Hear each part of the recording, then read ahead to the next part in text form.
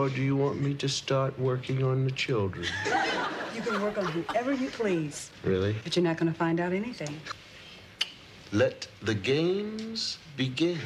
For millions of viewers, The Cosby Show was the ultimate Thursday night ritual. Comfy, hilarious, and trailblazing for TV. But hidden behind those family laughs are surprises and oddities that even longtime fans might have missed.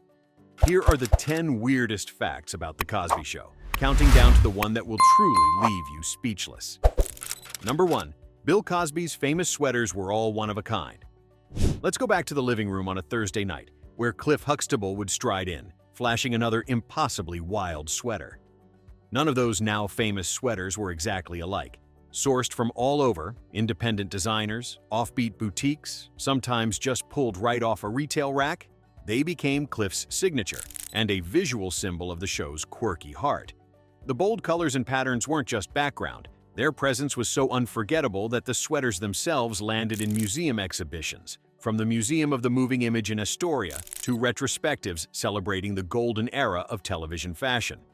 No other sitcom costume has struck the popular imagination quite like these cozy, offbeat creations. Decades later, the image of those sweaters still sparks instant nostalgia, a reminder of the warmth and unpredictability that made The Cosby Show, which first aired in 1984 on NBC, a staple in so many American homes. Those swirls and zigzags set the tone, making every new episode feel like its own quirky occasion. As we move forward, the stories behind the scenes only get stranger. Number 2. The set layout was physically impossible. A keen eye could spot the Huxtable home bending the very laws of architecture. In The Cosby Show, you might notice that the brownstone in Brooklyn magically defied logic. Doors led to nowhere, a kitchen wall sometimes hid stairs that suddenly disappeared, and kids vanished up flights that had no consistent destination. Fans and set designers alike attempted to sketch official blueprints, only to discover impossible connections and staircases looping like some Escher dream. Even in celebrated holiday episodes like the 1986 Thanksgiving gathering, you might sense the living room is somehow stretching, as though the brownstone was bigger inside than its tidy exterior ever suggested. This funhouse effect clashed with reality, but for millions who tuned in to NBC every Thursday, it just added to the fantasy, a space that always made room for laughter, lessons, and every member of the Huxtable clan. It's a reminder that sometimes a little TV magic is the secret ingredient for making a house feel like home. Next, we'll peek behind another curtain the show's creators never wanted to draw back. Number 3. Clair Huxtable was almost a plumber. Picture this, the matriarch of America's favorite television family, not in a sharp skirt suit, but wielding a wrench. Early drafts of The Cosby Show pilot in 1984 had Clair Huxtable as a plumber. Not exactly the powerhouse attorney we came to know and admire. It was a push from network executives that led to a pivotal rewrite, transforming Clair into a Yale-educated lawyer. This imaginative change wasn't just cosmetic.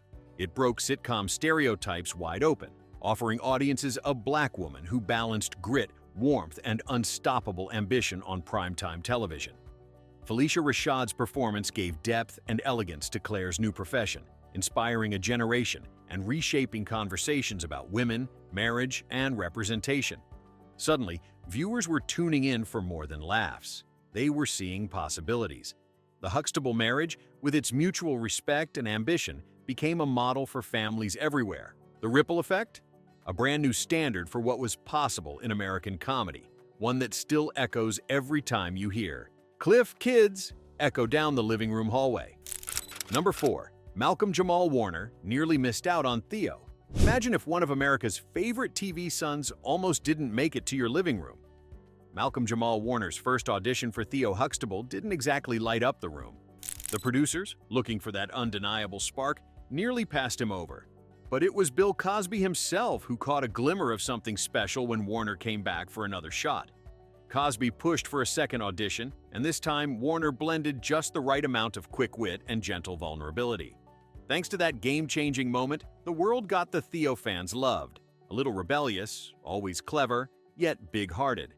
Warner would stay with The Cosby Show from its 1984 debut through the show's final season in 1992, growing up on screen as so many viewers did on the other side. One casting choice, one tenacious advocate, and a TV icon was born. Just imagine how different those picture-perfect Thursday nights could have felt. Number 5. The no hats rule was real. Listen closely. The Huxtable living room, with its jazz records and cozy sofa, had another silent rule: no hats indoors. Bill Cosby, who played family patriarch Cliff, refused to let anyone wear a hat while filming inside the house. He wanted the show to mirror good manners he valued off-screen.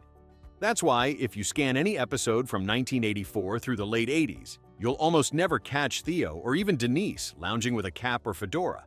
No backward baseball hats, no cheeky beanies, no matter how trendy the year got. The rule even influenced guest stars and extras, all quietly coached to check their hats at the door. In a subtle way, millions of viewers absorbed a bit of etiquette every Thursday night just by watching this Brooklyn family greet each other hatless. It's a detail that fades in the background, but for Cosby, it spoke volumes about respect and about the kind of home he wished millions would see as a model. When you think back, can you remember a single cap indoors at the Huxtables? That's no accident. Next, we dig into another quirk hiding in your favorite episodes. Let's pause for a second. Did you ever notice the hat rule on The Cosby Show? Which Huxtable habit stuck with your own family? Share your favorite unspoken TV house rules or little quirks you spotted as a kid.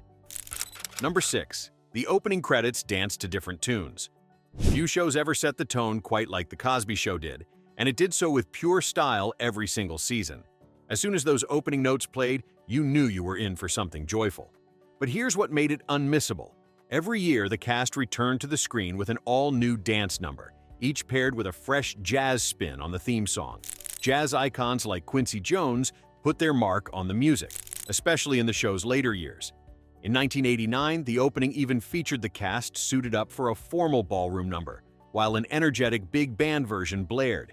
True fans still hunt for little musical Easter eggs, unexpected solos, sly jazz nods hidden in plain sight. This annual remix tradition set The Cosby Show apart, making every season opener an event rather than just a rerun of the same old thing. Next, we step further into the show's clever cues, the details most programs left untouched, but Cosby's crew boldly embraced. Number 7. Lisa Bonet's controversial spin-off exit. The set would buzz every time Lisa Bonet returned, her presence sparking chatter from writers' rooms to living rooms across America. She'd made history as Denise Huxtable, the free-spirited daughter on The Cosby Show. By 1987, Bonet was spinning off into her own series, A Different World. But just as quickly, she was back on The Cosby Show, and then gone again. After starring alongside Mickey Rourke in the gritty 1987 film Angel Heart, Bonet's image clashed with the wholesome family brand Bill Cosby carefully maintained. Both producers and Cosby himself pointed to creative differences, but insiders whispered about personality clashes, secrecy, and strict codes imposed by network executives. Across seasons 6 and 7, Bonet's sudden exits and re-entrances stirred confusion, leaving fans eagerly scanning each episode to see if Denise would walk through that famous living room door. Her unpredictable journey stands as one of television's most talked-about vanishing acts, amplifying the mystery before the next seismic shift in sitcom history unfolded. Number 8. Theo's Dyslexia was inspired by Bill Cosby's own family. Bright kitchen lights, the hum of a family dinner, and Theo Huxtable struggling with his schoolwork. This was a scene that hit home for many. The Cosby Show, debuting on NBC in 1984, delivered more than laughs when it revealed Theo's battle with dyslexia. What most viewers didn't know at the time was that this storyline was deeply personal for Bill Cosby. He drew inspiration from his son, Ennis, who faced similar struggles. By weaving a learning difference into prime time, Cosby invited millions of families to see a reflection of their real-life challenges and to find hope. Just as powerful as the honesty was the rare emotional vulnerability it brought to a sitcom famed for comedy. It made kids and parents alike feel seen, not just entertained. In 1989, when the episode aired, it wasn't just television.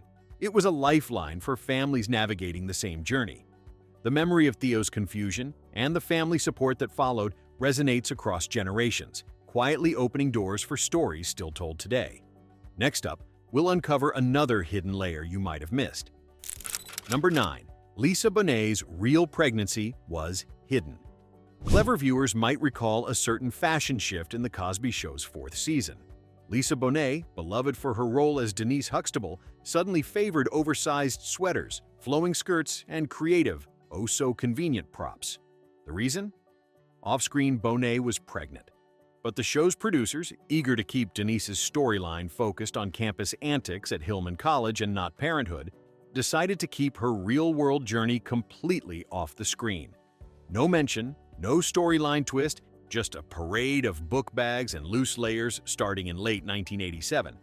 Careful camera work kept the secret hidden. Tight shots at the breakfast table, strategic framing in the family living room. The network wanted to protect the series' wholesome image, keeping Denise's adventures relatable and PG. Fans looking back can connect the dots, but in the moment, it was all about the Huxtable's gentle chaos and Lisa Bonet's effortless cool. For every baggy cardigan, there's a little showbiz magic and a layer of TV history waiting to be noticed as we move forward. Number 10. Sabrina Beauf was nearly too old for Denise. Sometimes the magic of a show comes down to one close call. Sabrina Beauf, who would become the Huxtable family's eldest daughter Sandra, was just 10 years younger than Felicia Rashad, who played Claire.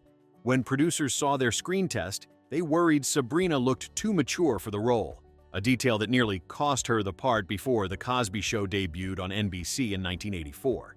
For a moment, the job might have even gone to a future pop superstar. Whitney Houston famously auditioned for Sandra, but prioritizing her music dreams, walked away from the role.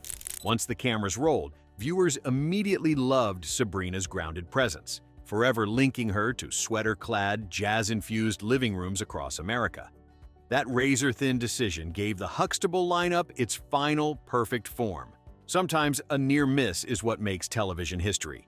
Up next, another surprising twist from the world of The Cosby Show.